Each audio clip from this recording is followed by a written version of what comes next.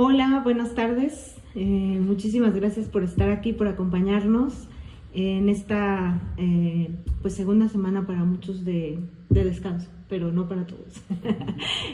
Pues estamos aquí con mucho gusto en nuestra cuarta sesión de Café Filosófico de este año y vamos a trabajar, platicar y discutir y reflexionar en torno a un tema pues por demás doloroso y en la actualidad tenemos además un ejemplo fuerte, ¿no? Digamos, muy claro por el tema de la guerra, de lo que está sucediendo o el conflicto en Palestina, ¿no? Que seguramente tocaremos en algún momento. Y le hemos titulado Sobre la guerra.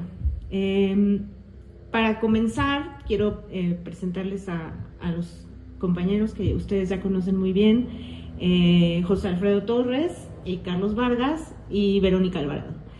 También está por aquí Pollux, está Jesús Jasso y estaremos reflexionando sobre este tema. Yo quiero empezar para abrir un poco el debate y la discusión,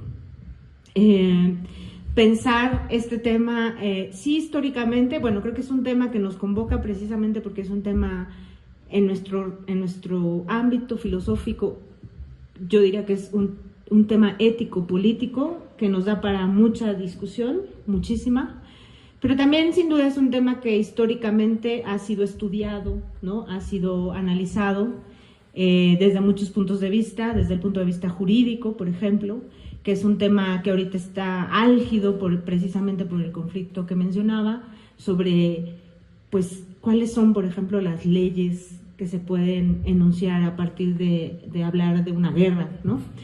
Pero si nos vamos, digamos, a algo más profundo, podríamos preguntarnos qué es la guerra, ¿no? ¿A qué atiende pensar este tema desde el punto de vista filosófico? ¿Qué podríamos pensar sobre qué es la guerra? Más allá de que podamos poner muchos ejemplos, que los tenemos desgraciadamente, pero ¿por qué no pensar que a veces... ¿ya no soy yo? ¿Sí me oigo?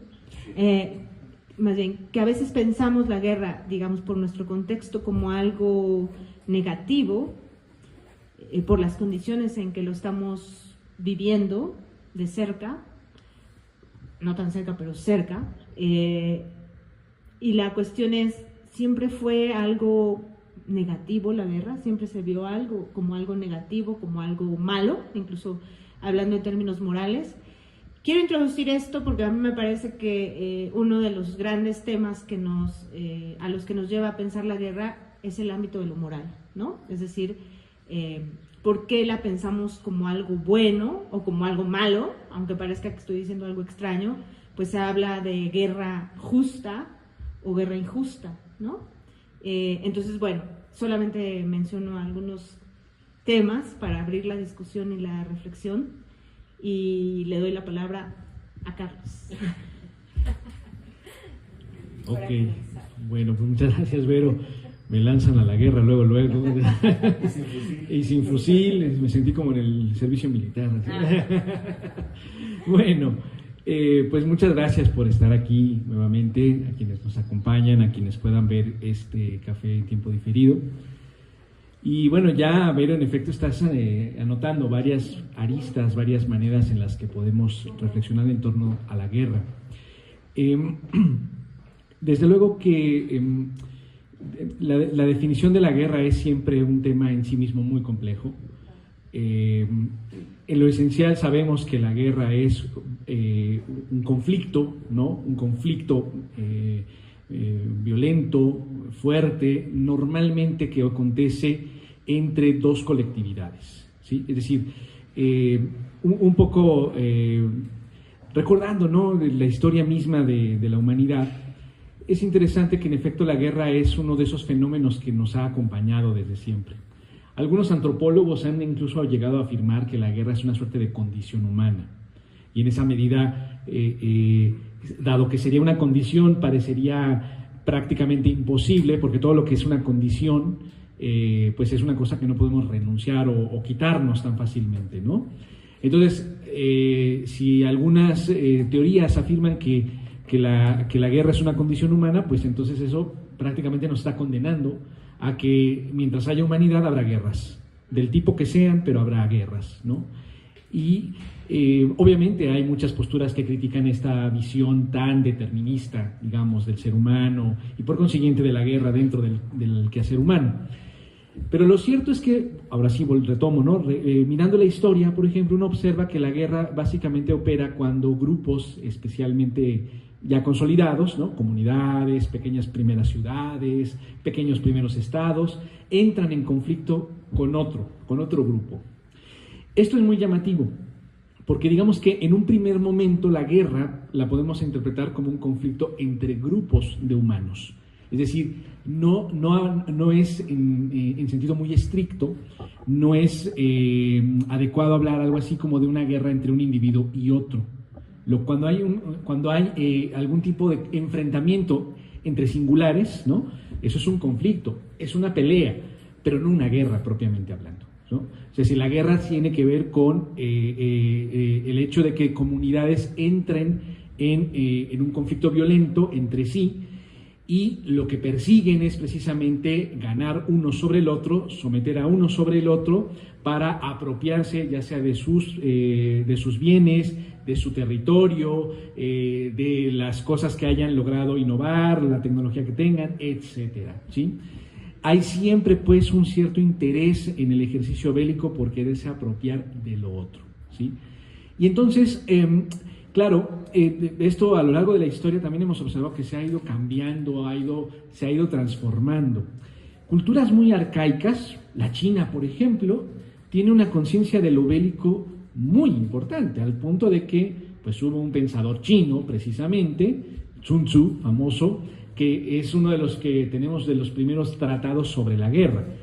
Y el tipo lo hace porque claramente él ya vive en un momento en donde China ya está constituida como una cultura, incluso como un imperio, y tiene estos enfrentamientos con otros grupos humanos a los que quiere someter para apropiarse del territorio. Entonces, el arte de la guerra que escribe Sun Tzu es un escrito que procura establecer elementos, dinámicas, técnicas, tácticas. Y en algún sentido, aquí viene la gran paradoja que quiero dejar sobre la mesa, le pone reglas a la guerra. Y curiosamente, no es el único en la historia. Sun Tzu quizá fue de los primeros que tenemos noticias bibliográficamente rastreables, digamos, ¿no? Hoy un día uno puede ya en cualquier librería comprar ese libro incluso, ¿no? Y claro, si uno lo lee en el presente, pues ya como que la guerra de la que habla Sun Tzu, pues ya nada más uno las puede ver en las películas, no es la guerra que vemos hoy en día en realidad. Pero lo que sí es muy llamativo es que él establece esta gran paradoja de poner reglas y en algún sentido establecer una suerte como de, voy a tener la audacia de decirlo de esta manera, una especie de moral bélica. Hay cosas que se valen y cosas que no en la guerra. Le imprime una tónica de honor, y esto es una cosa que viene muy de Oriente y se fue permeando también en Occidente. Tenemos la cultura ya en Occidente, la cultura espartana, como el gran ejemplo de lo que implica una sociedad que es en sí misma guerrera, ¿sí? Tenemos también, de hecho, la cultura griega como tal, es ella misma una cultura cuyo origen es guerrero. Y esto es algo que podemos observar, por ejemplo, en su mitología. La mitología de los griegos es una mitología de un pueblo de guerreros. Por eso todos combaten, por eso la muerte bella para los griegos es la muerte de alguien que muere en la guerra, ¿sí? Y no hay nada más desafortunado, piensan en esta cultura, en esta lógica, que alguien que estando en la guerra, ejerciendo la mayor dicha a la que su pueblo los puede convocar, no hay nada peor que huir o querer no pelear. No, ¿qué es eso? O sea, ¿ven? Tiene todo un sentido, tiene toda una lógica, toda una dinámica. En el mundo moderno tenemos otro gran tratadista sobre la guerra que fue Clausewitz, un alemán, posterior a Immanuel Kant, es decir, estamos hablando de un personaje ya propio de la Ilustración, ¿sí? Siglo XVIII, XIX casi, y Clausewitz, que es el que nos entrega esta famosísima frase muy conocida, después recuperada por otro alemán ya más cercano al siglo XX, Carl Schmitt, que dice que la guerra no es más que la política por otros medios, ¿no? Esa famosa frase, lo cual quiere decir que en efecto hay una cierta conciencia ya en el mundo moderno de que la guerra está vinculada con la política. ¿Y qué es la política? Pues precisamente el conjunto de organización colectiva, por lo cual la guerra es efectivamente todavía un conflicto entre grupos socialmente constituidos, articulados, organizados. Eso es en lo general muy de a bote pronto quizá, y de manera muy de brocha gorda también, lo que podemos ir entendiendo por la guerra, propiamente hablando, ¿no? Y claro, pues sí, hoy tenemos guerras, claro que sí. Tenemos conflictos entre humanos, entre grupos humanos, que por razones diversas, pues están justamente en una tensión que no acaba de resolverse y que de hecho la manera en la cual están intentando resolverlo es precisamente por la vía menos diplomática, menos argumentativa, menos pacífica, por las armas. Y tenemos desde luego el conflicto Israel-Palestina, que es quizá el que más está llamando la atención del planeta, pero no solo. Rusia-Ucrania también está muy fuerte, está escalando inclusive, y hemos tenido a lo largo del siglo pasado montones de guerras entre Occidente, países de Medio Oriente, países de Oriente Lejano, etcétera, ¿no? Entonces yo creo que por ahí podría empezar, y dejo ese planteamiento sobre la mesa provocador, creo que paradójico, lo asumo, de que hay algo así como reglas en la guerra. Hay una cierta, en ese sentido, racionalidad, porque podríamos decir que no, la guerra es lo más irracional. Bueno, en cierto sentido es verdad, pero en otro sentido no lo es tanto. Y no estoy diciendo con esto que por esa racionalidad de la guerra se justifique la guerra. Ojo, que tenga racionalidad en la guerra no quiere decir que sea justificable la guerra. Quiere decir que no es caótica, sino que se va articulando precisamente por su vinculación con lo político. ¿Vale? Bueno, ahí lo dejo por lo pronto. Gracias. Bueno, es un tema muy estorboso. Esto de la guerra como una calamidad. Yo no veo dónde están las reglas de honor en esa calamidad, Carlos. Las guerras, a pesar de que haya tratados acerca de cierta disciplina que se debe cumplir con criterios morales para que la guerra no sea tan catastrófica, me parece que no funciona. No veo yo una guerra que no haya sido catastrófica. Incluso entre los griegos, pues eran muy salvajes, o sea, quemaban las ciudades enteras, se robaban a las mujeres, etcétera, etcétera. Había un botín de por medio, aparte de los intereses de dominio y de hegemonía. Entonces, ¿dónde está lo honorable en esas batallas campales, ¿no?, que implican una pulsión por destruir al enemigo? Esto de una pulsión por destruir al enemigo me parece que es la parte irracional. Y también yo estaría con muchas dudas acerca de si hay ciertos componentes de racionalidad o del uso de la razón en el centro mismo de la conflagración, de la destrucción mutua, que parece ser lo que impulsa a los contendientes. Lo que impulsa a los contendientes es la destrucción del enemigo, sin dejo de razón, sin dejo de justificación racional. Ahí creo que ya no interviene la razón.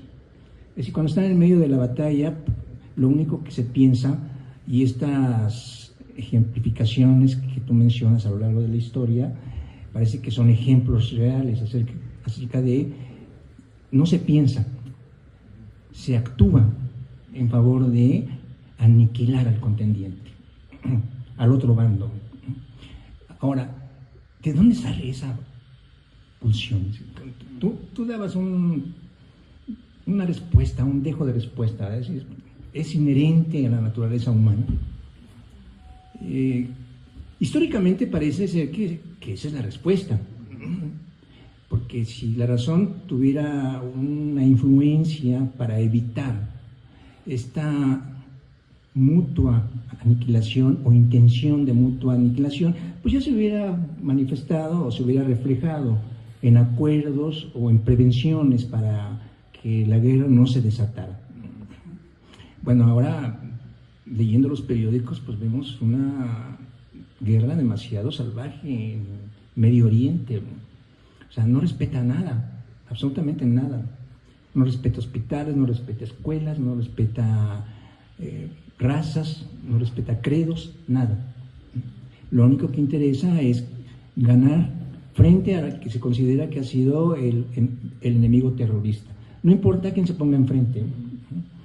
Antes se decía que los escudos humanos o los escudos humanos con civiles eran efectivos porque ahí se detenía el bombardeo o el tiroteo. Pero ahora ya no. O sea, si hay escudos humanos, los arrasas. Y otro rasgo que tú mencionaste, que es también muy digno de preocupación, es el uso de la tecnología bélica.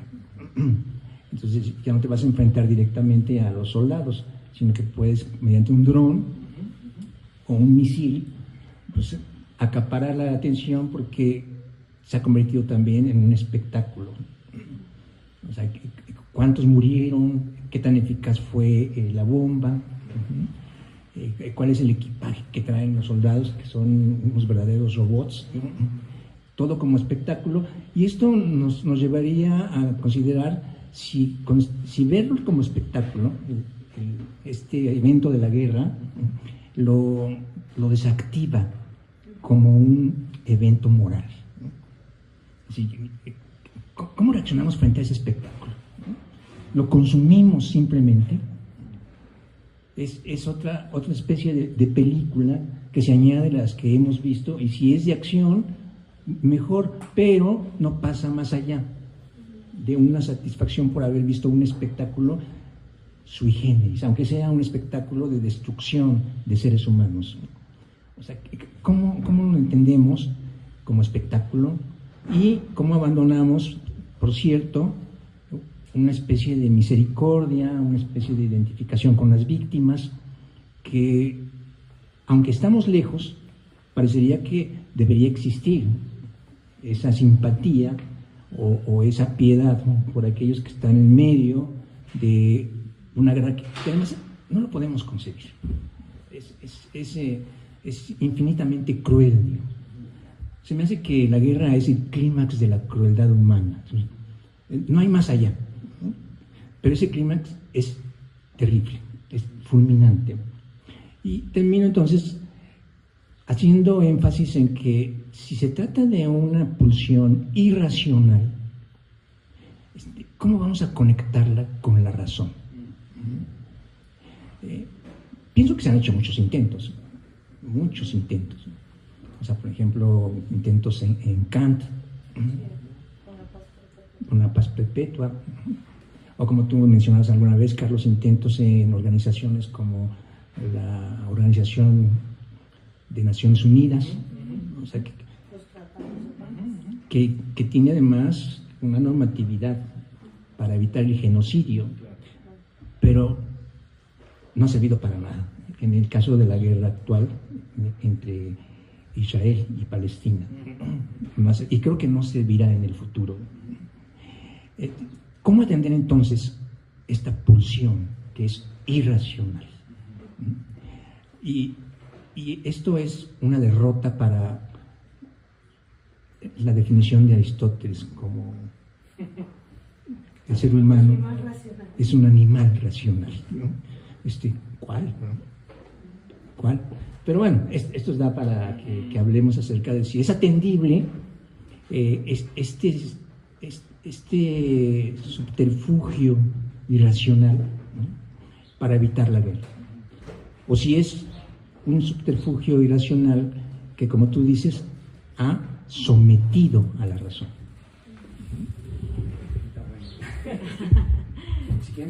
Si quieren participar, ahorita nos dicen. ¿Después de mí? Ok. Bueno, haciendo un poco de historia, como hacías, Carlos, un poco para comprender también históricamente cómo se le ha analizado, ¿no? Dado que, como bien empezaste tu intervención, siempre ha estado ahí, ¿no? Es decir, la humanidad ha convivido con la guerra siempre, ¿no? Podemos decir, no podemos encontrar como exactamente el inicio. Pero, y ya tú mencionabas la cultura antigua, pero si pensamos también en Occidente, todo el medievo, ¿no? Que también vivió una serie de guerras brutales y salvajes, guerras religiosas, ¿no? Además que tienen que ver con la defensa.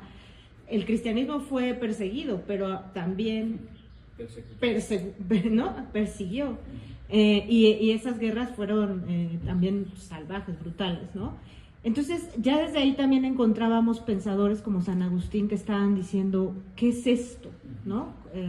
¿Con qué se come? O sea, ¿qué es esto de la guerra? ¿Es parte de la naturaleza humana o es parte, o qué nos define, ¿no?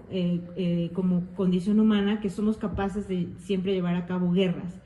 Y él fue, bueno, y esto no lo digo yo, estaba leyendo una cita de Teresa Santiago, que es una profesora que tiene bastantes textos sobre la guerra, no sé si la conocen, que está en la UAM. Ella dice, la mejor guerra es la que nunca se emprende, ¿no? Un poco en este sentido de lo que estaba señalando José Alfredo. Bueno, pero ella dice, es en ese periodo donde empieza a pensarse humanitariamente, es decir, aunque es una contradicción, porque ellos están persiguiendo a aquel que no está convertido al cristianismo, ¿no? Sin embargo, es San Agustín, un autor cristiano, ¿no? Que está pensando cuál es el menor mal de la guerra, ¿no? Cuál es el menor de los... pensando en que hay que poner reglas, ¿no? Hay que discriminar, digamos, no puede ser toda la población, sino debes de tener una proporcionalidad en la violencia contra tu enemigo, es decir, sabes quién es tu enemigo y vas a ir contra ese enemigo y no debe haber daños colaterales, que son los que le llaman, ¿no? A que la población civil y demás. Entonces, desde ahí ya hay un pensamiento que intenta humanizar algo que parece inhumanizable, ¿no? Que es atacar a otro, y decíamos en colectivos, ¿no? Además, en este caso era pues por convertirte al cristianismo, ¿no? O por, digamos, si no seguías las leyes divinas, estabas cometiendo un pecado y entonces tenías que ser perseguido. Y hay toda una tradición ahí que es la que se va a llamar esta del enemigo justo, pero que es, como bien señalan, se arma todo un debate a partir de hablar de la posibilidad de un enemigo justo, cuando yo estoy de acuerdo, y estoy de acuerdo con aquella frase que acabo de mencionar, la mejor guerra es la que no se lleva a cabo, ¿no? La que no se emprende. Pero es también un ideal, me parece, es una utopía, me parece, José Alfredo, porque eso no ha sucedido, siempre acabamos en guerra, es decir, los pacifistas que dijéramos son los, que podríamos decir son los radicales en contra de una guerra o que serían los que enamolarían esta frase que estamos diciendo, pues son los pacifistas. Un Gandhi pensaba eso, ¿no? Esta otra forma de pensar, digamos, radicalmente distinta, de no deberíamos emprender ningún, pero no se ha logrado. Y entonces se han tenido que poner leyes, tratados internacionales, se han tenido que poner reglas, ¿no? Instituciones, etcétera. Ahora, es un hecho que no han funcionado, lo vemos ahorita actualmente, ¿no? Es decir, nadie está respetando las leyes de la guerra y por lo tanto avasallas a un pueblo completo y por eso ahorita se está llamando un genocidio. Y además, lo interesante es que se genera todo un vocabulario y unos conceptos alrededor de la guerra, ¿no? No es lo mismo genocidio que crímenes de lesa humanidad, que crímenes humanitarios. Bueno, creo que crimen humanitario le llaman en sí al genocidio, ¿no? Porque van en contra como de todo un grupo o un colectivo por raza, género, ¿no? Incluso se está hablando actualmente de que los feminicidios son otro tipo de genocidio, ¿no? Porque se está atacando a un grupo. Entonces, pues nos lleva a todas estas reflexiones, esto que estamos pensando, porque es un dilema pensar que se tienen que poner reglas que además no se están cumpliendo, o sea, no se están llevando a cabo. Si pensamos en el conflicto de Palestina-Israel, es muy claro que es avasallador, es decir, no hay ni siquiera posibilidad de defensa, ¿no? Hay los expertos que he escuchado sobre esta situación lo que dicen es que esto no es una guerra, ¿no? Porque en realidad no hay esta paridad en el conflicto, ¿no? Sino que es un avasallamiento de uno contra otro, ¿no? A partir de toda la posibilidad tecnológica aplicada a lo bélico, ¿no? Entonces, bueno, ahí le dejo. Por acá creo que había ya una intervención. Sí, como decíamos antes de la plática, que es un tema muy complejo en el sentido de que tiene muchas aristas. Por ejemplo, hablando de lo que dicen que la guerra es algo inherente a la humanidad. Yo me acuerdo hace 30 años haber visto un documental de un antropólogo de una banda de simios, de chimpancés, donde había una guerra y era analizar la política en los chimpancés. Entonces estaba el macho alfa lomo plateado, la reina, o sea, su hembra favorita, sus amantes, los machos que querían quitarle el trono al rey, y entonces pasan ahí como la reina se asocia con uno de los machos pretendientes, y entonces en la noche juntan a varios chimpancés y van y atacan a otros, o sea, una guerra, y por política, porque está el rey, la reina, los príncipes, vamos a decir. Entonces esa es una, que a lo mejor la guerra no nada más es de los humanos y es anterior a que cuando éramos humanos, ¿no? Esa es una otra. Hablando de cuando dicen, no, pues las guerras bonitas, las guerras pintorescas, son las que están en Sun Tzu, en Napoleón, y que en Braveheart y todo eso, ¿no? Y pero entonces ahora viene esto que esto que estamos viviendo, que es una pelea de pandillas, pero a lo grandote, porque estaba Estados Unidos como hegemón mundial, entonces le crecieron los enanos Rusia, China, y entonces ya no te vamos a obedecer, no queremos tu dólar X, Y, Z, y el otro como de que no, yo soy el que manda. Y en eso se hizo la guerra proxy de Ucrania, etcétera, y hay una serie de movimientos. Y entonces voy a lo que sigue, que entonces ya vivimos en este mundo tan complejo que le están denominando los expertos guerra multidimensional, y entonces se liga con esto para comprender que es un poco la guerra que hay, la guerra militar, la guerra mediática, la guerra tecnológica, la guerra financiera, la guerra económica. Y en la guerra mediática hay algo que se liga con Sun Tzu y con lo que están diciendo, cómo saber quién es bueno, quién es malo, cuando la guerra es buena. Porque en la política, la verdad, o el que impone la verdad, el que dice la verdad, pues es el que tiene más poder. Y entonces eso, el que impone la narrativa, por eso de guerra mediática, y Sun Tzu lo dice en su libro, la mejor estrategia para la guerra, ¿qué es? El engaño. Entonces, pues Israel es superpoderoso, va a decir que eso es una guerra, que ellos están en lo cierto, que los otros son los malotes, y que aunque todo el mundo, todos los países del mundo digan que están cometiendo un error, no es cierto. Ellos son los buenos y los que tienen la razón y los que están haciendo la guerra buena. ¿Por qué? Porque tienen el poder. Y entonces siempre va a pasar eso en muchos fenómenos. ¿Quién tiene el poder en la clase? Vamos a suponer, pues el maestro. ¿Quién tiene el poder en el trabajo? El dueño o el patrón. En la casa, el papá o la mamá, o el que aporte el dinero, etcétera, ¿no? Entonces, y algo muy bonito que, bueno, nosotros, por ejemplo, y hablando de eso, de guerras multidimensionales y de todos los diferentes tipos de guerra, en marketing, en el posgrado de administración de empresas, nos hacen leer Sun Tzu, pero no nomás eso. Por eso, porque son guerras, no sé, hay hasta un libro de la guerra de las colas, se llama Pepsi-Cola contra Coca-Cola, y por eso, porque tú a tus rivales los ves como eso, como adversarios de guerra, y entonces hay herramientas para ver fortalezas, oportunidades, debilidades, amenazas, estrategias, tácticas, que vienen de la administración militar, que vienen de la guerra, todo eso. Y entonces también otro rápido nada más. Las guerras en la antigüedad era el tótem del águila contra el tótem del dragón, ¿no? O el tótem de, no sé, del puercoespín contra el tótem del oso.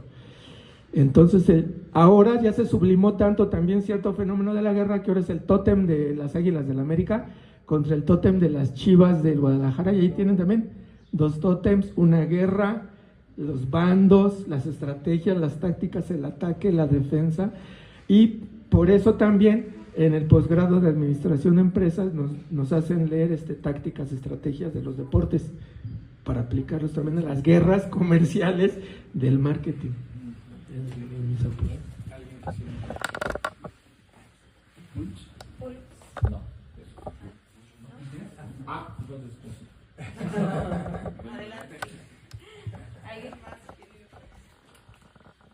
Respecto a los códigos, si se dice algún código, quisiera preguntar quién hace esos códigos. Ya tuvimos una respuesta aquí medianamente de que aquel que tiene el poder, ¿no? Habría que preguntarse si todas las culturas desarrollan sus mismos códigos o si esos surgen por necesidades específicas, porque al menos al escucharte, Carlos, me vino a la mente Tlacaelel, esta figura que es detrás, ¿no? Detrás del poder, que siempre se le representa antes de los tlatoanis, pero que antes de emitir un código tuvo que realizar una especie de interpretación histórica, crearse un pasado para justificar cualquier acción que justifique, en este caso, una especie de mandato divino o de revelación que dé un destino, ¿no?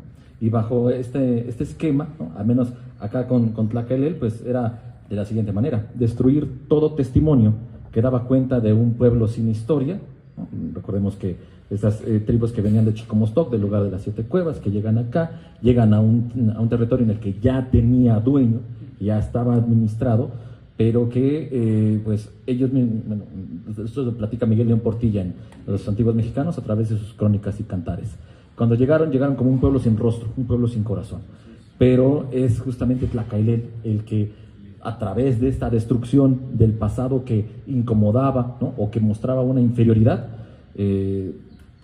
lo destruye, crea uno más, y a partir de ahí se justifica un pueblo guerrero, lo cual para mí sería muy difícil identificar un pueblo que no sea guerrero y que haya dejado una huella en lo que llamamos historia universal, ¿no? Porque pues los productos de la guerra los podemos encontrar en cualquier lugar. Para mí sería muy difícil no encontrar un tipo de educación que no busque en la guerra metáforas para formar, ¿no? Es decir, la gimnasia misma, ¿no? Es uno de estos modos para fortalecer el cuerpo, endurecerlo en el encuentro contra el rival, ¿no? Porque el objetivo, si es que tomáramos lo que comentaba el profesor respecto a que no sería propiamente una forma de pensamiento, tal vez sería la voluntad, ¿no? Al menos un conflicto de voluntades en donde una voluntad sí quiere apropiarse de la otra, o al menos de los deseos de la otra cultura, porque en este caso pues todo pueblo, para poder tener una cierta estabilidad, requeriría buscar la guerra para alcanzar la paz, y eso pues es una eterna paradoja que siempre la tomamos, y a veces las atribuimos a Julio César. Yo no sé si sea de Julio César, pero si queremos paz, preparémonos para la guerra, ¿no? Esa es una paradoja. Pero bueno, mi pregunta era, ¿quién crea los códigos morales? Y ya que estamos hablando sobre el conflicto Israel-Palestina, si esos códigos, ¿no? Se pueden reformular, porque si tenemos códigos morales como el de Sun Tzu, ¿en qué medida se pueden utilizar esos para humanizar, para flexibilizar, ¿no? La destrucción, ¿no? El efecto destructivo que tienen las guerras, en este caso la de Israel y Palestina? Y eso sería todo. No sé si alguien más. Quisiera aprovechar la intervención de Pollux, que fue muy ilustradora, muy ilustrativa como siempre. Mira, y lo conecto un poco con lo que ya venía diciendo Vero, y también en relación con lo que planteaba José Alfredo, ¿no? Acabas de dar un muy buen ejemplo, la cultura mexica, que también efectivamente es una cultura profundamente guerrera, belicosa, y claro, someten al resto. Por eso se puede aliar con tanta facilidad el resto de pueblos mexicanos con los españoles contra ellos, porque son el pueblo hegemónico finalmente, ¿no? Del centro del país, por lo tanto. Entonces, es muy interesante porque en las culturas de los pueblos guerreros, los códigos vienen dados por algo así como un designio divino. O sea, es que está vinculado en el mundo antiguo, por lo pronto, y eso prácticamente en todos lados, de los griegos, los romanos también, entre los mexicas, entre los chinos y los japoneses, Mesoamérica en general, exactamente, Egipto. En cada una de esas culturas uno observa una constante muy llamativa, que es que las reglas de la guerra y la legitimidad que le confiere a un pueblo el hacer la guerra a otro viene dada por una especie de revelación divina. Entonces esto lo que nos dice es que hay una suerte de vinculación entre una determinada profesión de fe, una organización comunitaria, es decir, una política, y el derecho que le confiere ese soporte religioso para poder, digamos, afirmar su lugar en el mundo a una costa de otras culturas. Y en esa legitimidad viene dada el código por el cual la guerra se puede o no. Y esto se va a replicar hasta el cristianismo, por cierto. Por eso, claro, ¿no? Ellos tienen una justificación de fe de por qué hay que recuperar Tierra Santa de los infieles. Y claro, el Islam va a decir, a ver, espérate, no, ustedes son los que son paganos, ustedes son los que son infieles. Y aparte de todo se arrogan la audacia de querer ofender a Dios, queriéndonos quitar la tierra, nos defiende, ¿no? Entonces, en cada uno de esos casos hay una cierta, digamos, legitimación religiosa que de alguna manera nutre los códigos, ¿no? En el mundo moderno ya no está tan claro, porque cuando el mundo moderno separa el ejercicio político de lo religioso, ningún Dios está justificando la guerra. Incluso hoy la de Palestina con Israel no está legitimada por Dios. Tan es así que el judaísmo más serio y ortodoxo está en contra de esta guerra, ¿sí? Y esto hay que decirlo con todas sus letras. No confundamos Israel con todo el judaísmo, ¿eh? Eso también hay que tener mucho cuidado siempre. Y entonces, claramente ahí no hay esta legitimación bélica. Entonces, ¿de dónde viene la legitimación?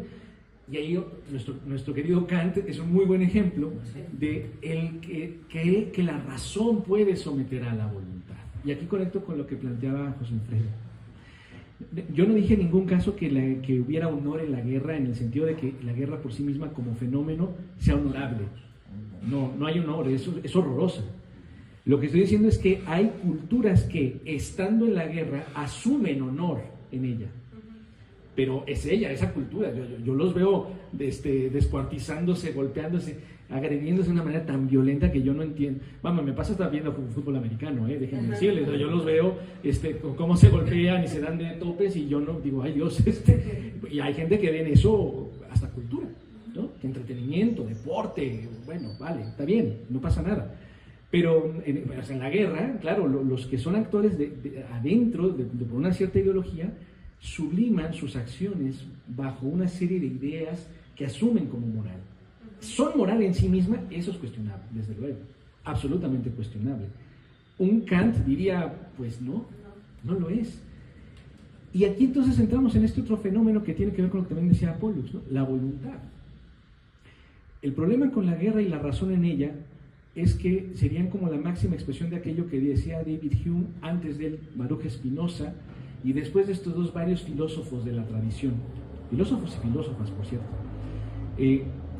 Hay quienes asumen que la razón no logra nunca someter a la voluntad, que los deseos, el querer que tiene el ser humano es tan intenso y tan fuerte que la razón no alcanza para contenerlos. Y entonces, claro que somos animales racionales incluso haciendo la guerra, porque tenemos razón. Entonces decían estos autores, la razón lo que hace es tratar de justificar, adecuar, establecer límites, pero nunca logra determinar a la voluntad. Kant no cree esto. Kant es de la otra estirpe que cree que la razón puede someter por completo a la voluntad, ¿no? Y por eso Kant planteaba la idea de que en el momento en el cual la humanidad acceda a un ejercicio de racionalidad plena, ahí es cuando por fin vamos a poder atisbar un mundo absolutamente pacifista. Pero entonces todos tenemos que aprender a someter nuestro deseo mediante principios racionales. Y la cuestión es que, por lo que vemos históricamente, por lo que vemos históricamente es que a mucha gente, a muchísima gente le cuesta trabajo someter su deseo a la razón. Y en esa medida parece que tendrían más elementos probatorios históricamente los de la otra postura, que sostienen que la voluntad se impone y la razón trata de adecuarse, justificar, establecer, etcétera, ¿no? Y en esa medida yo creo que es interesante también, porque ese fenómeno es lo que creo que sí hace de la guerra un fenómeno exclusivamente humano. Yo alguna cosa había escuchado de esto que mencionaba, colega, ¿no? De que los primates también se hacían la guerra. Y tenemos una cierta, digamos, como fabulación de que en el mundo animal opera una cierta jerarquía cuasi política, ¿no? Ya sabes, el rey león, el tigre, que es el que vence y somete, ¿no? El lobo que es malo, ¿no? O sea, esas fabulaciones, que cuando uno ve en los hechos las cosas como que no están así. ¿Y a qué me refiero con esto? Que lo que pasa es que la guerra casi siempre tiene que ver con motivos desde luego de carácter desiderativo, o sea, de deseo, son cosas que se desean, pero además están vinculados con algún tipo de ideología, y esto no estoy seguro que lo hagan todos los primates. Nunca he visto una manada de elefantes conquistar a otra porque quieren su territorio, por ejemplo. Yo sí, en el planeta de los simios. No, estoy diciendo animales en general, no los primates, ¿no? Sí, obviamente, ¿no? Y en esa medida es que es algo peculiar. Sí, es debatible. Claro, y más de aún porque parece que el primate que más hace eso es el humano, y eso también es llamativo. ¿Por qué más el humano que ciertos orangutanes, ¿no? Y es interesante porque somos los más racionales y somos los que más hacemos eso. Y entonces, y completando la frase de Aristóteles, el hombre es un animal racional y también es un animal irracional. ¿Puede decir algo? Poli, por favor. Ay, luego Jesús, sí. Sí, de la parte de los... hablando de animales, vemos a Thomas Malthus con sus soluciones factibles, que dice la sobrepoblación, guerras, ¿no? Sí. Pero también hay un cierto no sé si son capibaras o unos animalitos que cuando hay sobrepoblación se empiezan a suicidar. Entonces probablemente si no veamos así un punto que diga ya hay una sobrepoblación de changuitos, de monos, de elefantes, es decir, vamos a hacer una guerra para controlarnos, ¿no? Y, o sea, sí, ahí va por ahí, así como muchas veces somos un reflejo de la naturaleza, pero de qué manera somos el reflejo de la naturaleza a estas características de copiar una guerra, ¿no? De ver y someter y de lo políticamente correcto, lo de si está bien, está mal, en dónde, por qué nace y así, ¿no? Y sí creo que, como lo mencionaba, no sé si fue el maestro José Alfredo, que dice que pues es llamativo las guerras, ¿no?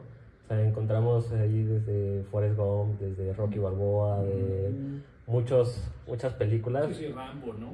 Sí, igual Rambo, que dice como, y fue la primera guerra televisada, ¿no? O sea, y ahí hay un sentido de identidad. O sea, porque nuestros vecinos de Estados Unidos dicen, el sentido de identidad más grande que puedes tener no es tener una carrera, una familia, o ser feliz, o ser exitoso, o quizá el deseo que tú quieras lograr, sino la protección de tu propia nación, de tu propia tierra, ¿no?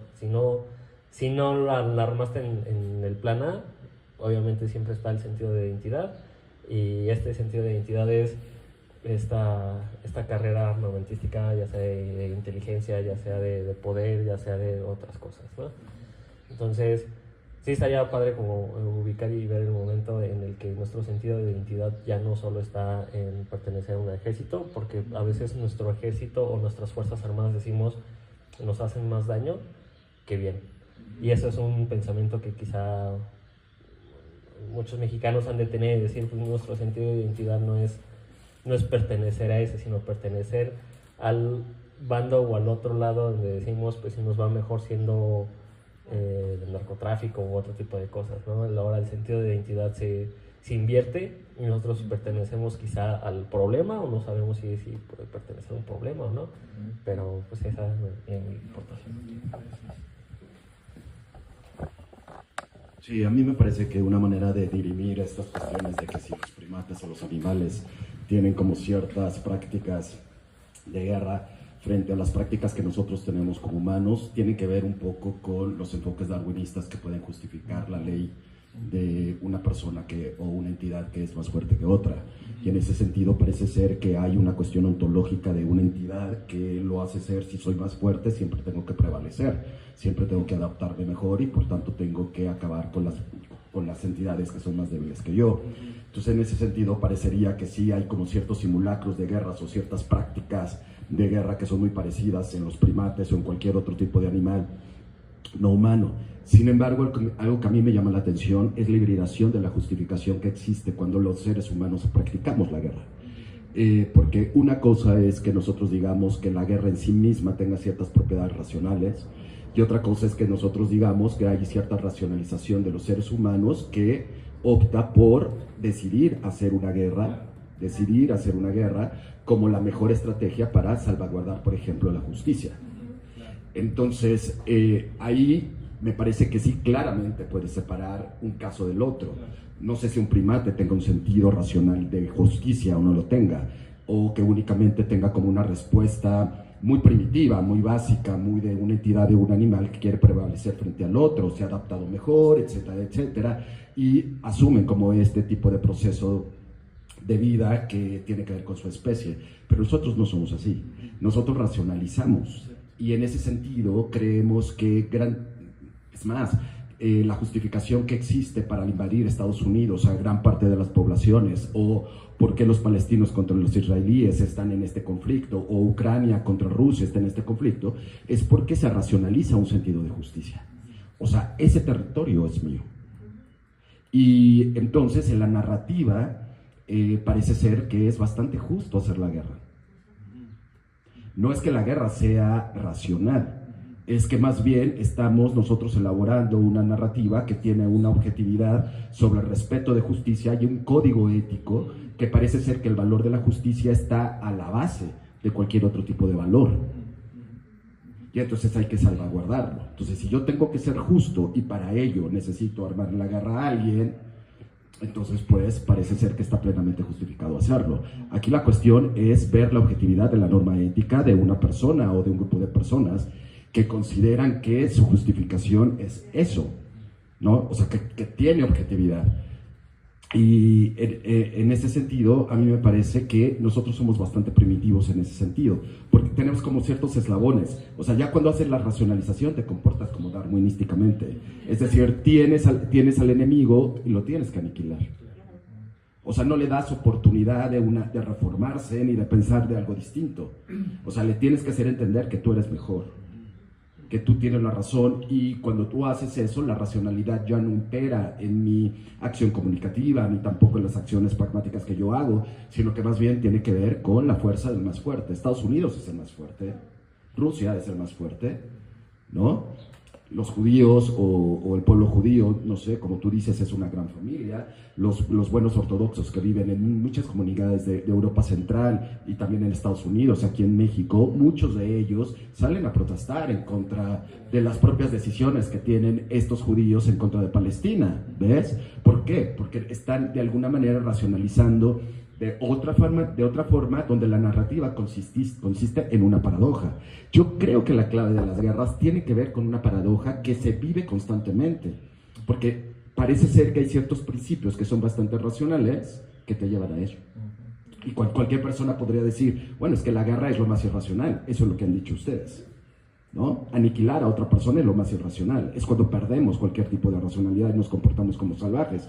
No necesariamente. O sea, si tú te vas sobre el acto de matar o aniquilar a alguien y haces un análisis situs de eso, evidentemente es lo más irracional. Es como cuando tienes una esposa y a la esposa la golpeas porque tú tienes una narrativa de que está haciendo algo inapropiado. Y la esposa se convierte en tu enemigo y le pones el pie en el cuello. Ya no se trata de hacerla sentir bien, se trata de aniquilarla. O sea, el sentido de la guerra no es reformar ni hacer la paz, sino se requiere aniquilar. Por eso es que es muy importante la estrategia en guerra. Tú no te vas a enfrentar con alguien que no sepas que vas a ganar. Entonces esto de las paradojas me parece bastante interesante.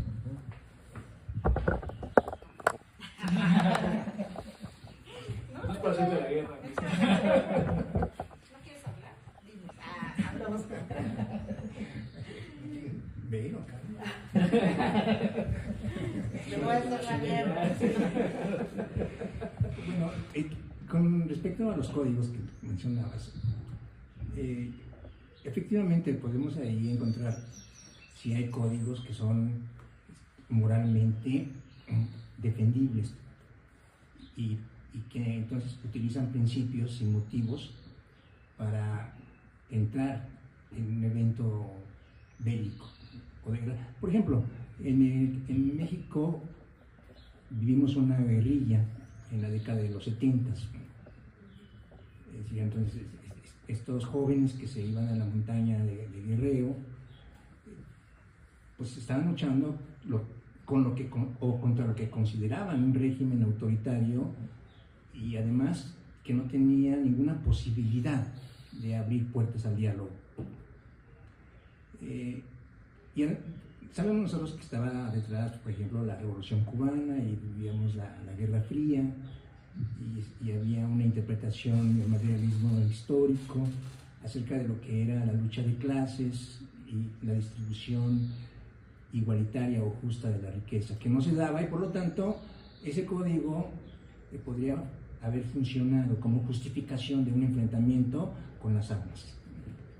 Entonces aquí habría una pregunta de si hay guerras moralmente justificables.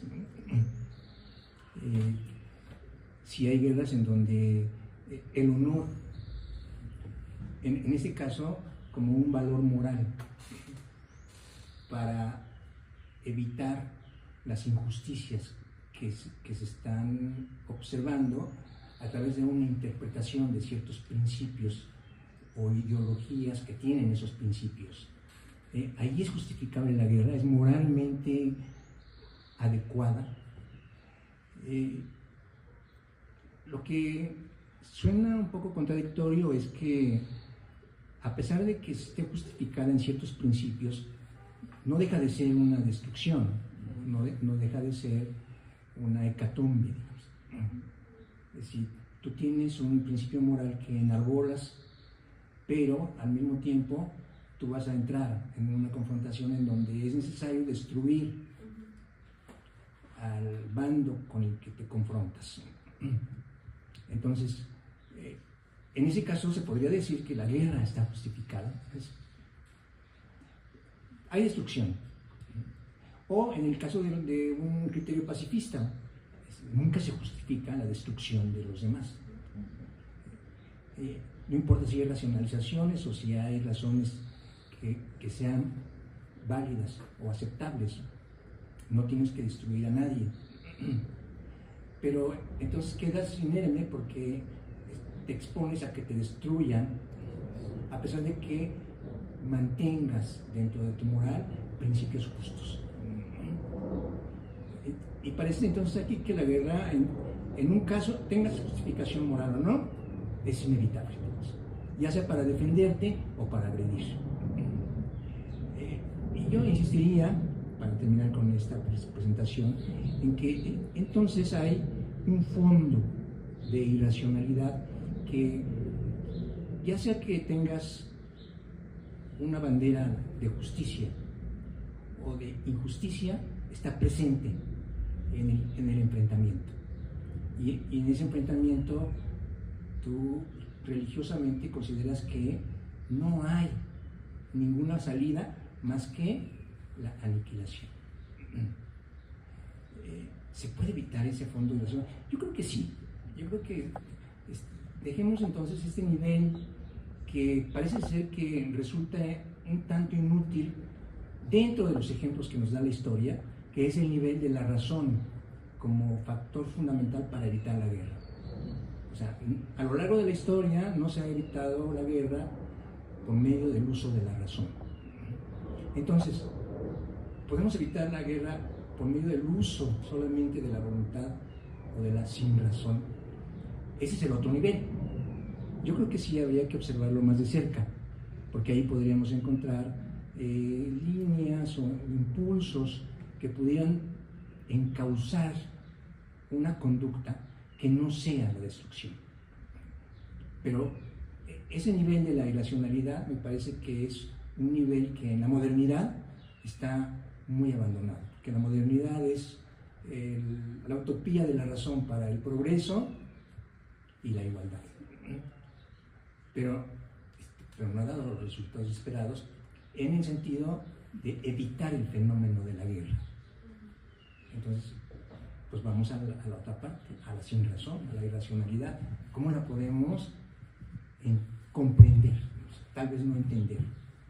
Y en algún espacio, quizás dentro de ese nivel de las catacumbas, podamos encontrar una posible línea de solución. Yo pienso que el arte es una de las vías para evitar estas irracionalidades. No es seguro, pero creo que es explorable. Gracias. Sobre esto de la dimensión del concepto de la guerra, casi que están enfocando lo que son las guerras o los conflictos entre estados, pero también hay conflictos internos que tienen caracteres de guerra. Cuando hay partes beligerantes, cada una con sus propios potenciales y tal, lo hemos visto en América Latina.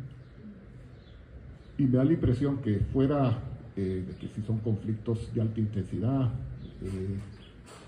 después de la bomba atómica, pues los de baja intensidad, que si son conflictos internacionales, que si son conflictos internos, no coincido, no sé si capté bien, don Carlos, pero no coincido de que se trate siempre con un vínculo, una causa con un vínculo político, lo que detona las guerras.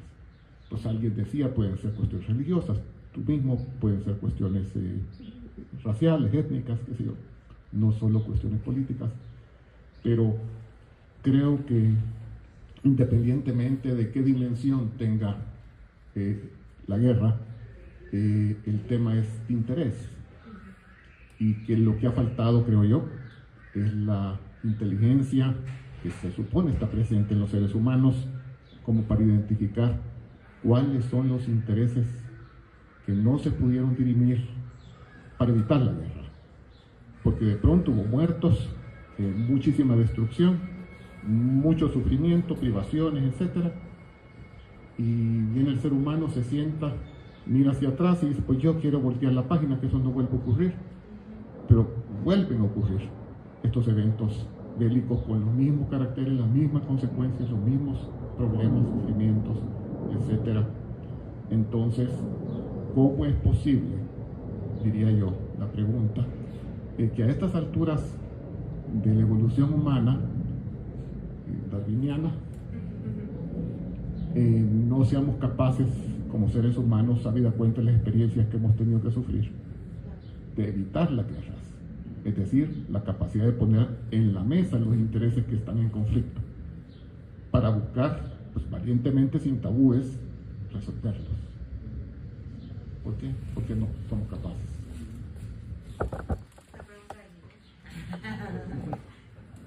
Kant pensaba que sí se iba a lograr, porque si lográbamos un progreso moral en el sentido de la razón ilustrada, se iba a lograr. Esa era una idea de progreso moral, que era esta idea tan conocida de eso es lo que nos va a llevar a que entre individuos y entre naciones nos respetemos, ¿no? Y comprendamos al otro y alcancemos digamos la paz perpetua de la que hablaba Kant, ya desde la filosofía de la historia, pero también en este textito que se llama así, la paz perpetua. Es la pregunta del millón. Sí. Yo no estoy hablando de Kant y de la moral. No. Lo que me refiero es los intereses. Muchas veces no coinciden con cuestiones éticas o con cuestiones estrictamente morales. Entonces, a lo que me refiero es que si cuando pones y hablas de los intereses y los cachas en el aire para poder entonces confrontar esos intereses con la otra parte, ahí no hay cuestiones de moralidad por medio. Pero ellos, bueno, puedo decir. No, es lo que yo estaba diciendo. Sí, lo entiendo, me queda claro, pero creo que nuestros intereses, un poco por lo que señalaba Pollux, tienen que ver con una cuestión de formación ideológica, incluso, ¿no? Es decir, nuestros intereses se forman en nuestra forma de educarnos en una sociedad, ¿no? Es decir, si pensamos por qué Estados Unidos está siempre interviniendo en las intervenciones militares, sus intereses son muy claros y toda la educación de su pueblo es eso, es esa identidad, como decía por ahí Paul, ¿no? Esa identidad, por ejemplo, del estadounidense, si querer pertenecer no sé, a la milicia porque sabe que va a defender cierto tipo de ideología, son sus intereses. O sea, creo que lo moral sí se relaciona con los intereses que tenemos. No. Sí, creo que sí. Perdón, bueno, ese es mi punto de vista. Pero una interrupción. Ajá. Estados Unidos, yo quiero instaurar la democracia. Ujú. Quiero contribuir a que este país y esta gente viva la democracia. Pero en realidad le puede interesar el petróleo. Entonces, lo que aparentemente dirime es una cuestión de orden moral. Ujú. Pero en el fondo hay un interés. Es económico. Que es Sí, el que se revela. Eso es lo que yo quiero decir. Sí, No entiendo. es que esté en contra de la moral. No, lo que pasa es que no suelen debatirse las cosas. Los temas de que interés. realmente A eso es. provocan la guerra.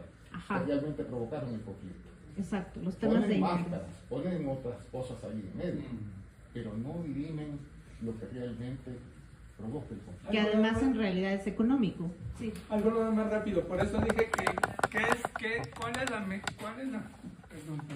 Es que si no, no se oye. Sí, perdón. Algo que dije al principio, por eso es muy importante. ¿Cuál es lo que recomienda como mejor estrategia para la guerra Sun Tzu? El engaño.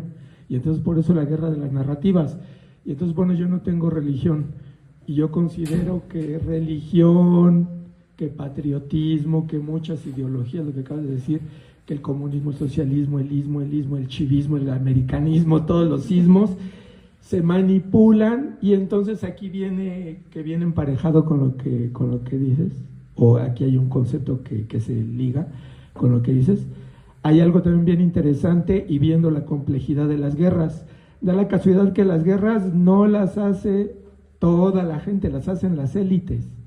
Y las élites manipulan a los demás para que ellos vayan a matarse, a darse de trancazos por ellos, para defender sus intereses, porque sí, coincido contigo que no sé qué porcentaje, pero un alto porcentaje de todas las guerras han sido por motivos económicos. Y entonces, aquí viene la narrativa de las magias negras, de que miren la cruzada, que porque la religión, y no es cierto, por no decir, a ver, tenemos que hacer la cruzada porque los árabes ya nos bloquearon ahí nuestra ruta de la seda, ya no ganamos billete como antes, como eso, ¿no? Ay, no lo podían decir así, claro, o sea, no, fíjense que nuestra religión y que Dios, y que hay que defender a nuestro Dios, que porque los infieles, pero la realidad, como dices tú, y por eso hay capas, la realidad es que, a ver, aquí ya nos están estropeando nuestro negocito, tenemos que hacer una guerra ahí. Y entonces ahorita pasa algo más o menos parecido, y entonces este imperio que era el hegemón, sale con su retahíla de narrativas de que la democracia y que eso. Y que ya sabemos qué problemas han tenido con democracias, que hasta les invadieron el Capitolio, ¿no? Entonces, como que ya su narrativa como que ya no. Pues, Jesús, vamos cerrando, porque si no, aquí nos seguimos. A mí se me hace muy interesante lo que tú estás diciendo, pero creo que tiene que ver con dos niveles analíticos que no necesariamente son contraintuitivos, ¿sabes? Mira, lo que pasa es que estás hablando con una mesa que particularmente asumimos que todos los seres humanos, a diferencia de animales no humanos, tienen cierta agencia política por default y cierta agencia moral. Tú y yo tenemos agencia moral en la medida en que todo el tiempo estamos solucionando problemas prácticos. Todo el tiempo, ¿no? Desde los más sencillos hasta los más sofisticados. Si tienes una agencia política, en el sentido que hace prevalecer cualquier dinámica que tú tengas, en un sentido donde la directriz tiene que ver con tener el poder y tener el control y tener un poco esta capacidad de poder decir cómo las cosas tienen que ir. Esa es tu agencia política. No importa si estás involucrado en un fenómeno que tiene que ver con la disolución de un problema en tu familia, o una disolución de tu problema con tu economía, o una disolución de tu problema entre estados. Lo que está a la base es esa agencia. Ahora bien, claramente tienes toda la razón. Hay guerras que están enmascaradas por intereses que no tienen absolutamente nada que ver con ciertos criterios que propiamente pertenecen a un discurso ético. ¿Sí me explico? En eso tienes toda la razón. Si quitáramos esos discursos, nos quedaría bastante claro que el salvajismo que está o que subyace ante esas decisiones tiene que ver con cuestiones de economía o de cuestiones de racismo o de cuestiones de lo que tú quieras. Y que por lo tanto ciertas guerras cuyos motores tienen que ver fundamentalmente con este tipo de cosas. Pero ahora, si tú haces como un pensamiento transitivo entre lo primero que te dije y esto último, nosotros sí podríamos decir en términos éticos, subsumir en términos éticos cualquier diferenciación que pueda de alguna manera disparar una guerra. Por ejemplo, si tú emprendes una guerra conmigo por una cuestión de un inmueble, ahí no vamos a discutir, tal vez, en principio, si eso es inmoral o no es moral. Si es inmoral o es moral. Si tú te estás comportando racionalmente o no. Pero a la base de tu situación que te hace actuar es que tú eres un agente que estás tomando una decisión. Y esa agencia, para poder dirimir las razones de por qué estás tomando esas decisiones, no son por el inmueble, no son económicas. Es la manera en cómo te comprendes y actúas como una entidad moral, como una entidad ética. Entonces, parece ser que el campo de lo ético puede subsumir muchísimas de las razones que prácticamente son las que te llevan a ciertas guerras diferenciadas. ¿Ves? Hay un punto ahí. Y si yo hubiese tenido la capacidad, en ese marco que tú mencionas, la valentía, el honor, lo que quieras, de decirte a ti, mi contraparte, lo que realmente me motivaba, lo que realmente me interesaba, lo cual no hice, por la razón que fuese, porque yo estaba engañando, creyendo que con eso iba a ganar la guerra. Si hubiera tenido yo ese honor y esa valentía, muy probablemente tú hubieras tenido oportunidad de capturar ese interés mío y de dirimirlo. Ese es mi punto. Claro, entonces lo que nosotros estamos diciendo es que no es un punto contraintuitivo, porque el hecho de que tú hayas omitido la verdadera razón te convierte como una persona que estás funcionando éticamente de manera equivocada. ¿Por qué? Porque preferiste velar tu verdadera razón y ofrecer otras. Entonces, en realidad no estamos hablando de cosas distintas. O sea, lo que quiero decir es que la fortaleza de tu argumento recae en que nos haces ver a todos que evidentemente las razones por las cuales puedes entrar en un conflicto bélico tienen que ver con diferentes razones de subsistencia, de diferente naturaleza, que caracteriza a la sociedad y al ordenamiento humano, de diferente naturaleza. Pero todos ellos se pueden subsumir, ya sea por omisión de información, o ya sea porque fuiste explícito en tus razones, por tu agencia moral. Tu agencia moral es la manera en cómo tú solucionas problemas prácticos todos los días. Si te levantas temprano, si te bañas, si no te bañas, si vas a una clase, no vas a una clase, si das clases, ¿sí me estoy explicando? Desde cosas muy simples hasta cosas mucho más sofisticadas cuando estás haciendo un paper y tienes que elegir un marco teórico muy específico. Esa es una decisión moral, aunque en realidad estés haciendo cuestiones de microbiología. Sí, lo estábamos pensando bien. Entonces, en realidad, me parece ser que si escribiéramos ahorita un paper sobre este tipo de cosas, tendrían que prevalecer estas dos cosas, no como cuestiones contraintuitivas, sino como cosas que se complementan. Me parece. Nada más para terminar, algo que sí me generó un poco de ruido es pensar si no tenemos religión, pensar si no somos patriotas, pensar si no somos cierta cosa, quizás el hecho de que no lo hemos vivido. O sea, pues yo te podría decir, no tengo religión, no soy violento, no me gustaría la guerra, pero si el día de mañana están atentando contra mi vida, contra lo que soy, contra mi libertad, quizá ella tenga religión, ¿no? Quizá ella pueda ir a la guerra, quizá ella quiera, y espero no pase eso, quizá ella quiera matar. Y es algo que yo en este momento no pienso. Y no estoy diciendo que México, mi nación, o sea, ahorita en esta situación yo no la tengo. Entonces no podría decir, no tengo esta religión, no tengo esta postura, esta ideología política. No podría decir en ese momento porque no lo estoy viviendo. Y era lo que pasaba quizás en mis clases de economía, de historia, era como decir, es que ¿por qué ese nacionalismo? Es que ¿por qué ese humano perfecto? Es porque el hombre ario, ¿no? O sea, ¿por qué está sucediendo? Y lo que mencionamos ahorita es como del arte, ¿no? Y pues, ¿qué hacíamos nosotros? ¿O qué hace cuando hay una guerra? Lo primero que hacemos es intentar destruir la identidad. Y lo que pasaba también era, quizás este sentido de humillación a todos los aspectos artísticos, era irlos hacia abajo, ¿no? Tirarlos, ¿no? Y hablando de historia también, pues, ¿quién nos está educando, no? O sea, la historia oficial, ¿quién la escribe? ¿Quién está narrando todo este tipo de cosas, no? Porque, pues, revisamos América Latina, o revisamos lo mismo de Vietnam, ¿no? O sea, es una humillación para ellos, pero pues ellos estaban siendo, lo que decía Jesús, es estaban luchando por un sentido de justicia, un sentido de ser justos, ¿no? Si Estados Unidos llega con la banderita de soy el elegido del FMI, Banco Mundial, muchas cosas de la OTAN y todo esto. Tiene la definición de justicia. Claro, y ellos también estaban siendo justos, pero para ellos perdieron, para ellos fue una humillación, y ahorita tenemos estos bloqueos políticos, bloqueos económicos para todos los sentidos, cuando estamos viviendo un sentido de ser justos, ¿no? Y quizá en este aspecto de justo o justicia, pues vivimos quizá en una apariencia de que quién ve y quién determina lo correcto, bueno, justo, y para quién, ¿no?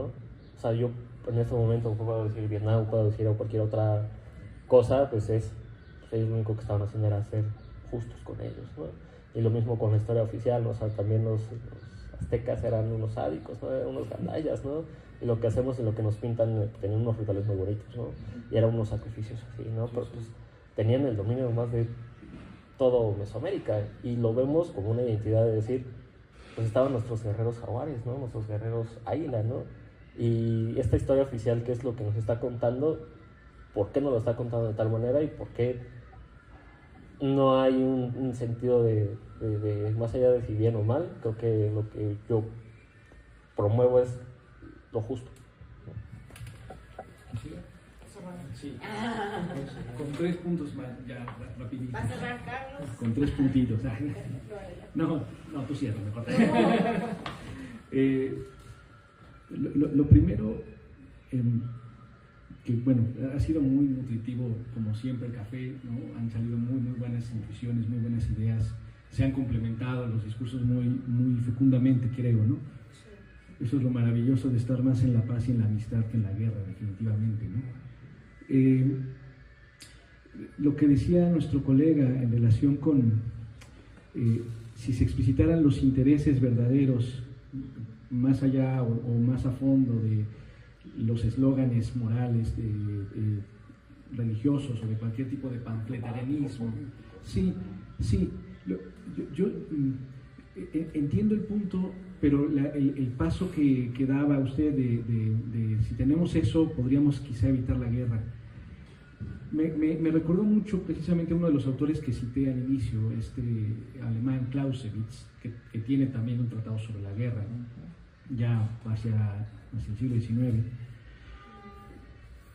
Clausewitz, y no es el único teórico, él cuando plantea el asunto de la guerra, y sobre todo para hablar de la negociación, Clausewitz dice, lo que pasa es que la guerra consiste en no solamente ganar la guerra, sino que le tienes que quitar la posibilidad de que se levante al enemigo. Así. Ahora, ¿por qué? Porque desde luego que la gente y ahí tendrá que ver con las élites en parte también, en una determinada época de la historia las élites eran las élites políticas, hoy son de otro tipo. Claro, entre otras, no solo, y no exclusivamente, pero ciertamente quienes están analizando la guerra de un lugar contra otro, ellos saben los intereses verdaderos.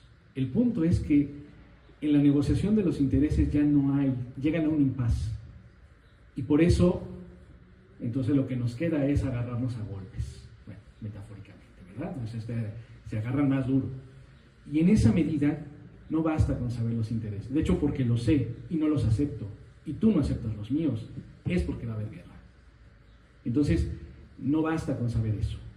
Y lo que creo que también estaba en gran medida exponiendo Jesús muy bien, muy elocuentemente como siempre, eso, lo que sucede es que los intereses están por un lado vinculados con el deseo, con lo que queremos, que es una fuente pulsional, irracional en ese sentido, pero también los intereses están edulcorados con el contexto ideológico en el que vivimos y por lo tanto están también determinados por lo que consideramos valioso. Y en ese sentido hay un marco moral, político, que incide en qué cosa es lo que nos interesa. El interés no es puro nunca, ni neutro. Es siempre contextual, es siempre, digamos, atravesado por otras cosas. Por eso no hay intereses al margen de la moral, no hay intereses al margen de la política ni de la economía. Todo interés está inscrito en eso. Cuando el interés de una parte no se logra resolver, dirimir, negociar con la otra, entra la guerra. Entonces no basta con saber el interés, aun cuando se descaren, y estoy seguro que en las mesas de negociaciones de grandes políticos se han de sacar verdades espantosas, incluso hasta monumentalmente, claro, absolutamente, ¿no? Y egoístas y lo que sea. Pero al llegar al impas, lo que sigue es lo otro, ¿no? Por eso Clausewitz dice, la guerra es la política por otros medios, ¿no? O sea, es como que da ese paso de, cuando no hay lugar a la negociación, vámonos para acá. Y eso es terrible, eso es terrible. Ahora, precisamente por los autores que decía también en mi primera intervención que la guerra normalmente se interpreta como, o se interpretaba como grupos colectivos, o sea, sociedades, políticas, política en el sentido amplio, no en lo de gobierno, no solo gobernanzas, sino toda la esfera pública, todo lo social, digamos, un grupo social contra otro grupo social. Desde luego que en América Latina, y no solo, comenzó a haber un ejercicio bélico que no era, hasta la fecha, el derecho internacional y los más puristas en los conceptos de esta naturaleza, por ejemplo, a las luchas de revoluciones internas no le llaman guerra propiamente dicho. Incluso la palabra guerrilla tiene una connotación cualitativamente diferente de guerra. Solo la guerra civil, ¿no? Ni esa. La guerra civil se le llama así, claro, porque es un conflicto interno, pero no es igual que la guerra como tal, porque la guerra es una nación contra otra. De hecho, el Estado moderno, según algunos autores, nace para evitar la guerra civil. Y entonces el gobierno debe tener la potestad de sancionar a quienes quieran hacer la guerra interna. Hobbes es el gran claro ejemplo de esto. Luego llegó Kant otra vez, ¿cómo no mencionaba al kantiano? Llegó Kant y dijo, pero ¿qué pasa cuando entre estados se hacen la guerra? ¿Quién va a ser el soberano de todos? Pues eso no puede existir. Por eso se crean organismos que supuestamente pactan para que nadie determine, ¿sí? A menos que quiera Estados Unidos, que alguien más gobierne, ¿vale? Entonces, por eso guerra se entiende muy puristamente. Aquí podemos no ser puristas, desde luego, pero normalmente se entiende entre una sociedad contra otra, constituida con cierta identidad nacional, ideológica, etc. Que responde a intereses, obviamente, también, ¿no? Ahora, la última cosa que quería decir, que tenía que ver con lo primero que intervino Jesús. Todo lo que hemos platicado un poco me arroja a una conclusión a la cual llego una y otra vez que me pican la crespa para escribir o hablar de la guerra. La guerra es un fenómeno límite para el ser humano. ¿Qué quiero decir con que es un fenómeno límite? Lo decía de paso Jesús muy bien también. En sí mismo, el fenómeno de la guerra no tiene justificación alguna, en sí misma. Siempre se la colocamos. Siempre se la inventamos o la buscamos o nos preguntamos si acaso habrá alguna y entramos en la paradoja, en efecto, de que ese fenómeno no tiene razón. No tiene razón. Entonces tratamos de razonar con eso, pero no tiene un sentido último explícitamente, ¿sí? Podemos darle los millones, pero no lo tiene. Y hay otros fenómenos humanos, no los voy a nombrar por ahora, pero no es el único, el de la guerra, sino hay otros más que literalmente no tienen razón en sí mismos, ¿sí? Pero ahí están. Y tenemos que encontrar un mecanismo para poder lidiar con ello, y deseamos incluso evitar ese tipo de fenómenos, aunque la historia y el presente mismo nos está reafirmando que no lo evitamos, no lo podemos evitar. ¿Por qué? Ese es el problema, no hay razones, el por qué siempre se nos escapa de las manos. ¿Podremos evitarlo? Yo me sumo con José Alfredo de los que tienen la esperanza de que sí.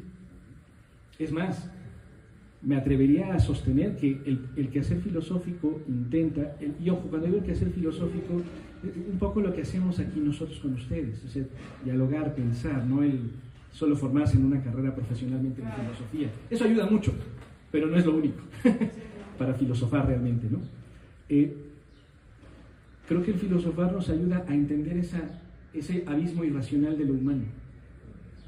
Y en el mejor de los casos, entendernos como seres que hay un punto en el cual no nos podemos contener ni controlar. Sin embargo, nos da la posibilidad, pienso, de veras creo en esto, nos da la posibilidad de plantearnos esquemas a nosotros mismos, sobre todo, para evitar conflictos. Y es lo más que tenemos, creo, para evitar la guerra. ¿Es eficiente así en macro y tal? Pues hasta ahora no. Pero tampoco se ha demostrado que los filósofos, después de filosofar, se vuelven ejército y van y conquistan otros países, u otras tierras, u otros lugares. De hecho, son los que menos saben pelear. A excepción de Heidegger. Heidegger. No, pero él no fue a la guerra, él apoyó un régimen, ¿no? Alejandro Magno fue alumno. Bueno, posiblemente mal alumno, por cierto, posiblemente mal alumno. Él fue a la guerra, pero no mató a nadie hasta donde sabemos. Y ojo, porque es bien interesante. Wittgenstein a la defensiva. Wittgenstein no hago la guerra. El caso de Wittgenstein es buenísimo porque fue a la guerra en efecto y vuelve transformado completamente, ¿no? O sea, trae como, y él mismo declaraba en sus diarios, ¿no? Yo voy por un afán hasta religioso. Ludwig Wittgenstein, sí. Austriaco. Se ofenden los exacto, claro, exactamente. Y ya ve que pasa eso, ¿no? Se pone muy nervioso Polonia cuando eso pasa. Bueno, pues eso creo, que la filosofía sí es una cierta ayuda, por lo menos, que abre una posibilidad para comprender nuestros intereses en ese sentido, comprender nuestros discursos y abrirnos a la posibilidad de que no haya necesidad de agredir a nadie. Pero no es fácil. ¿Quieres decir algo más? Pues digo que sí. Yo creo que está en juego el poder. Y cuando está en juego el poder, no valen razones. Es como la conquista. Vienen los europeos y traen intereses muy firmes. Buscan mercados, encuentran una tierra que no conocían y ahí está la mano de obra indígena que van a esclavizar para echar a andar estos mercados. O sea, sacaron una lotería en ese sentido y empiezan a avasallar a pueblos que vivían otra cultura que, de acuerdo con algunos monjes misioneros, era tan grandiosa como la cultura europea. O más. Pero ahí no vale esa razón. O sea, a ver, entra en razón. ¿Por qué vas a destruir a una cultura tan grandiosa como la tuya? Pues porque el ejercicio del poder implicaba avasallar a esos pueblos y sobrevivir como poder hegemónico. También entonces la guerra es para la sobrevivencia del poder. Y ahí no entra una inteligencia de las razones y una concepción de justicia. Porque esa concepción de justicia la traen los conquistadores y la imponen. Y ahí ya, entonces, en el poder hay otro elemento irracional. O sea, ¿por qué a pesar de buenas razones en contra, te mantienes en el poder a pesar de que ese poder está destruyendo injustamente a otros pueblos? Entonces, no hay allí una inteligencia de intereses justos, o no hay allí una ética objetiva, sino más bien hay dos formas de entender el mundo moral que parecen inconmensurables, porque una de las partes va a imponerse de acuerdo con esas líneas de poder que le interesan sostener. Entonces hay que estudiar un poco más el ejercicio, la influencia, el influjo del poder como una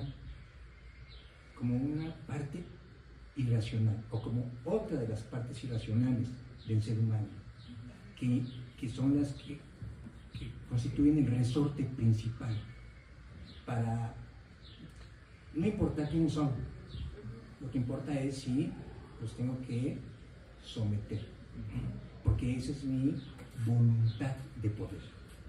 Ese es un sentido negativo de voluntad de poder en términos de Nietzsche. Y eso es lo que funciona, quitar el poder a